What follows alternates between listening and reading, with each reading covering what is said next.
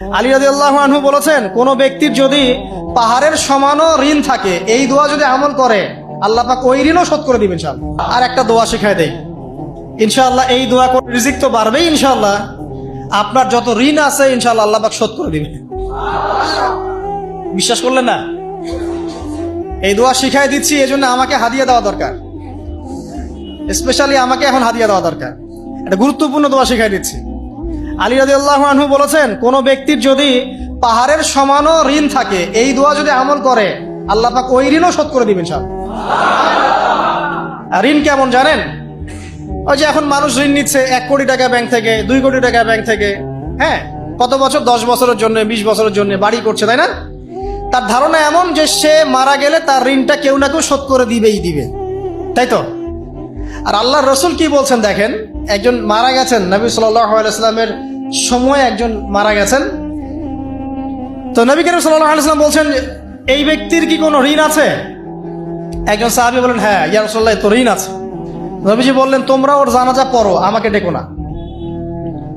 তোমরা ওর জানাজা পড়ে নাও, আমি জানাজা পড়তে চাচ্ছি না। আমি এখন কেমন করে আপনাকে বুঝাবো ঋণ কত ভয়ঙ্কর জিনিস? আপনি যে ব্যাংক থেকে 3-4 কোটি টাকার লোন নিয়ে রাখছেন, লাখ লাখ টাকা লোন নিয়ে বসে আছেন, দিব্যি সুখে বসে আছেন, এমন চিন্তায় যে আপনার মৌত হবে না। আর নবী সাল্লাল্লাহু আলাইহি ওয়াসাল্লামের সময়ে একজন মারা যাচ্ছেন, তিনি বলছেন তোমরা জানাজা পড়ে নাও, আমি জানাজা পড়তে চাচ্ছি না। মানে ঋণগ্রস্ত ব্যক্তির জানাজাও তিনি পড়তেন না। তারপরে একজন এসে বললেন, ইয়া রাসূলুল্লাহ, আমি তার ঋণ শোধ করে দিব, তার যা ঋণ আছে আমি শোধ করে দিব। তখন নবী এসে জানাজা পড়লেন সাল্লাল্লাহু আলাইহি ওয়াসাল্লাম। তা আপনার এই কোটি কোটি টাকা ঋণ শোধ করার লোক তো রেডি আছে নাকি? আছে না? সমস্যা নেই, আপনার জানাজা পড়া হবে, কারণ হুজুরকে আপনি 5,000 টাকা দিবেন, হুজুর জানাজা পড়াই দিবে, কোনো সমস্যা নেই। তারপরে আপনার মিলাদও হবে, আপনার একটা বড়সড় দোয়াও হবে ইনশাআল্লাহ।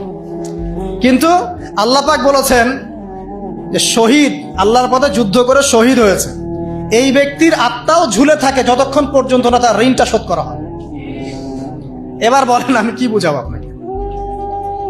আর কিছু বলতে হবে? তো এখন সেই দোয়া শিখাচ্ছি আপনাদেরকে, যে দোয়া শিখলে আপনারা ঋণ থেকে বাঁচবেন ইনশাআল্লাহ।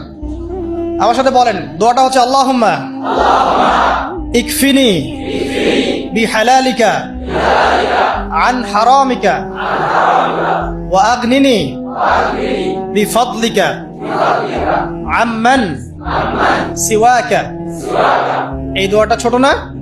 এটা মুখস্থ করবেন, সেজদায় পড়বেন, নামাজের সেজদায় পড়বেন, আত্তাহিয়াতু দরুদ শেষ তারপরে পড়বেন, নামাজ শেষে হাত তুলে করবেন, যখন তখন শেষ রাত্রে করবেন, ইনশাআল্লাহ দেখবেন আপনার ঋণ